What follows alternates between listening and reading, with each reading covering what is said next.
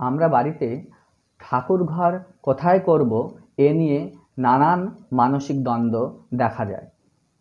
ঠাকুর ঘর করার জন্য কয়েকটি নির্দিষ্ট জায়গা খুব ভালো। যেমন আমরা সবাই জানি ঈশান কোণ ঠাকুর রাখার জন্য খুব ভালো জায়গা।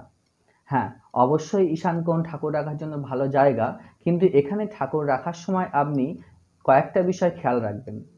সেটা হলো ঠাকুর ঘর যেন খুব বেশি ভারী না হয়ে যায়। এখানে কাঠের সিংহাসন ব্যবহার করুন, খুব ভালো হয়।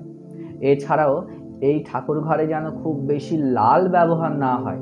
অনেক সময় বড় লাল কাপড় বা আসন পেতে দেওয়া হয় ঠাকুর বসার জন্য, বা দেয়ালটাই লাল করে দেওয়া হয়।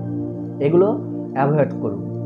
আর ঠাকুর ঘরের জন্য আপনি পূর্ব দিকটা খুব ভালো হিসাবে বেছে নিতে পারেন।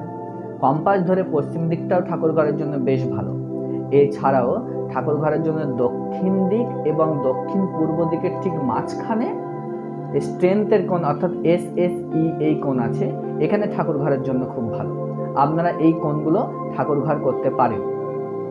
আর ঠাকুর ঘর করার সময় কয়েকটা বিষয় আপনাদের অবশ্যই খেয়াল রাখা দরকার, যে ঘরের মধ্যে একাধিক ঠাকুর রাখবেন না।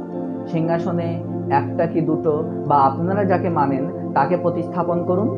কিন্তু আমরা অনেক সময় দেখেছি ঠাকুর ঘরে অনেক ঠাকুর একসাথে রেখে দেওয়া হয়। কোথাও বেড়াতে গেলে, কোনো তীর্থস্থানে গেলে সেখানতে, বা কেউ গিফট দিল, সমস্ত ঠাকুর এনে ঠাকুর ঘরের মধ্যে বোঝাই করে ফেলে।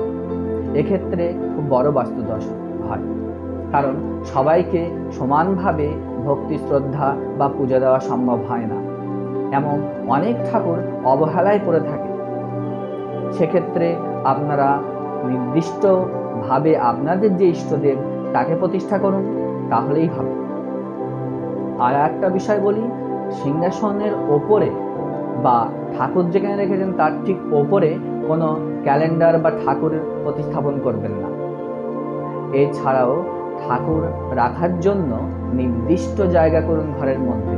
চারিদিকে ঠাকুর রাখবেন না। যে দেয়ালে মনে হলো সেখানে একটা ক্যালেন্ডার বা ছবি টাঙিয়ে দিই ঠাকুরের, এমন না করে একটা নির্দিষ্ট জায়গা করুন।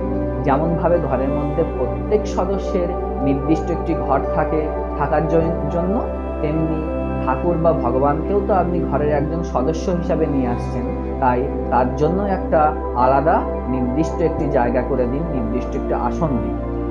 দেখুন, আমরা যখন দক্ষিণ ভারতে যাই বা বাইরের দিকে দেখি, তারা আগে ঘরের মধ্যে ঠাকুরের জায়গাটা কিভাবে সুন্দর করা যায় সেটা দেখেন। কিন্তু আমরা এখানে কি করি না, এখানে আগে দেখি পায়খানা বাথরুমটা কিভাবে সুন্দর করা যায়। আগে পায়খানা বাথরুমে প্লেট লাগাই সুন্দর করে, কিন্তু ঠাকুর ঘর বা ঠাকুর রাখার জায়গা হিসাবে আমরা কি খুঁজি না, ঘরের কোন কোনায় রাখা যায়, কোথায় ঠাকুরটাকে কোনো ঝুলিয়ে দেওয়া যায়, টাঙিয়ে দেওয়া যায় বা গুঁজে রাখা যায়।